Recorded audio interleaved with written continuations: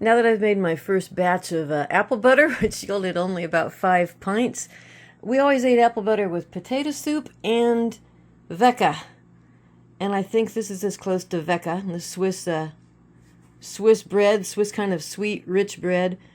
I found this. I asked my siblings, is this Mom's handwriting? And they thought it was her sister's handwriting, Bonnie. So, I don't know.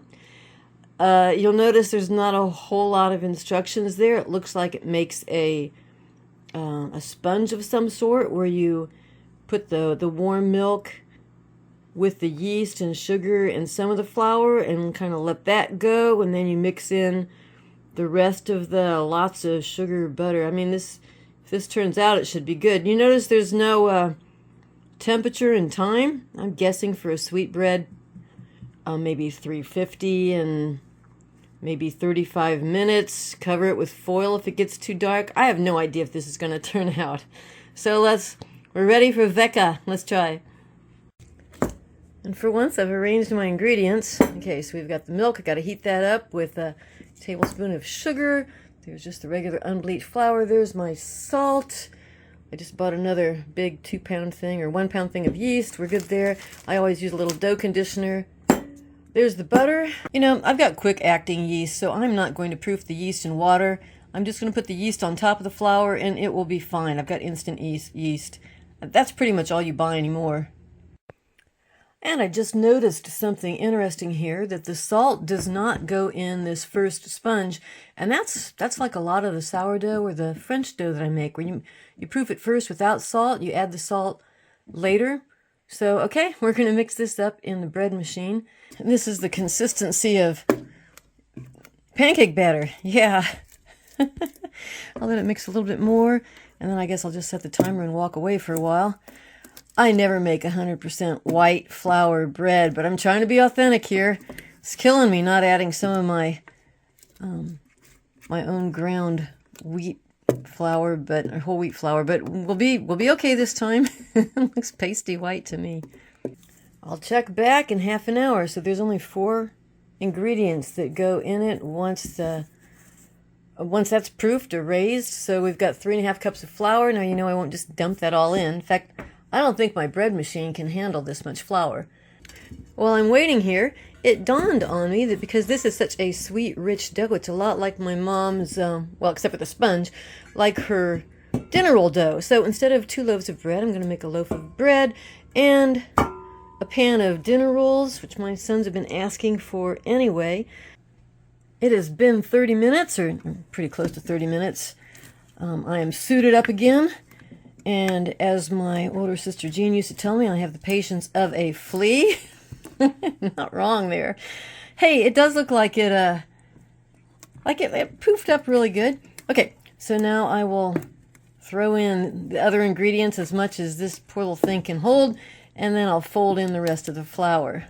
I think I'm going to have to cut that smooshy butter in pieces. Another thought I had, you can tell that this is a really old recipe because it says butter or oleo or margarine. Yeah, my mom used to buy that stuff. It was super cheap. I don't know, like 50 cents for a pound. I don't remember. Anyway, I don't think, as long as I've been married almost 43 years, I don't think I've ever bought oleo. We stick with butter. We have the sugar, we have the salt, we have the smooshed up butter, not oleo. And let's see, maybe I'll start with a cup of flour. Throw that in. All right, we'll mix this up a little bit and see what it looks like. Just realized the main difference between this and my mom's like dinner rolls. Oh, that butter has not got mixed in yet. No eggs, and that's why it looks so pale. So I don't know if this was the hens aren't laying right now. It is off egg season, and that's why they came up with this kind of bread with no eggs. No idea. I'm not going to add eggs. I'm gonna stay authentic here. Well, it's too late, but I just had an awful thought. What if there are supposed to be eggs in this recipe and Aunt Bonnie just forgot to write it down? And it's looking more like a sticky dough. That's better. Not even that sticky. Okay, a little more flour, and then I'll be ready to fold it by. Okay, That looks good. That's ready to fold. I'll just go dump that over here in my bowl. Right, there's some flour on the bottom. The way you fold this, I think I've showed it before. Just kind of take it like this, fold it, and then I'll flip it over. I'll set the timer for about 10 minutes. Do that again. I'm ready to cover this up for, like I said, 10 or 15 minutes and then fold it again. This is a very soft dough. It's a nice dough. It's a very soft dough. And I didn't use about maybe 3/4 cup of that second amount of flour. So this is why you don't just dump all the flour in at once. I've made that mistake before. I hardly ever trust recipes for yeast bread because the flour can make such a big difference. And this is a really nice flour that I got from my local Amish shop. Right, it's ready to go.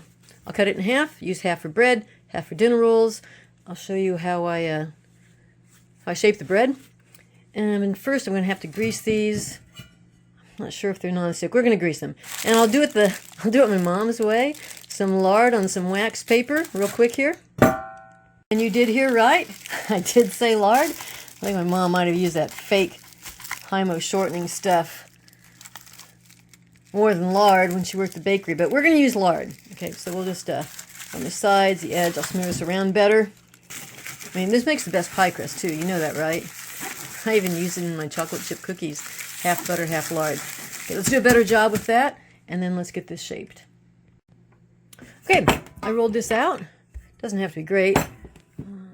See there? And now I'll cut it in half the long way. Okay. Roll this into two tight rolls, and then twist it together. Okay, you'll see these are the two rolls. And then we just go pinch that together. Just one over the top, one over the other. Like that. Boy, looks like it's going to be kind of long for the pan. I will tuck the edges under, and I'll see if it fits. Actually, that's about perfect. That looks great. Okay, so that's going to have to rise until doubled. I think I've shown this before anyway. You just start like this and just kind of roll it under. It's much easier to do with two hands. Make a nice smooth ball out of it. And this will hold, I don't know, 9 or 10. There's the Wecka bread and the Wecka dinner rolls. And I had a little bit of dough left, so I'm going to make a baby loaf of cinnamon bread. So I covered it with a bread bag that I cut in half that I use for this purpose, and then we'll cover it again with tea towel. This is always the tricky part. Has it raised double? If a fingerprint, very soft fingerprint, stays. Not sure about that. That's ready. Let's look at it this way. How much above the pan? Okay, we're gonna call it good. Stick it in the oven. The bread will take just a little bit longer. I like to do a butter crust on here. And we can't tear into these right away. They'll be doughy. They need to set just a little bit. And there's cinnamon bread. Two little baby loaves. I'll let the bread stay in the pan just for a couple of minutes. These Circulon pans do give a nice browning on the bottom. Sometimes the problem is the bread gets brown on top and it doesn't get done on the bottom. But this is beautiful. Like I said, can't taste it quite yet. I'll dump it out shortly and we'll see what it tastes like. And the verdict is in. I tasted a little bit of the cinnamon Wecka. Very good. Very good. And Stan had one of these. Really, really light and fluffy. And there's the finished product.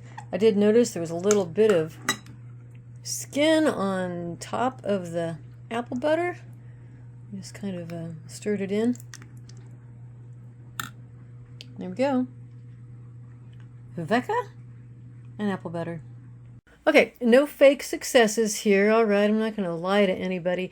This is the problem I have with baking bread in a pan. So it's brown on the top, it's brown on the bottom, but I should have used a thermometer because it is not as done as I would like it to be. It's not really doughy, but it's not completely finished here in the middle. So the next time I will add a few more minutes onto it. I don't think I quite had it in for 35. So keep that in mind. It's still going to be fine, and toasted it will be great. But yeah, it should have been baked a little bit longer.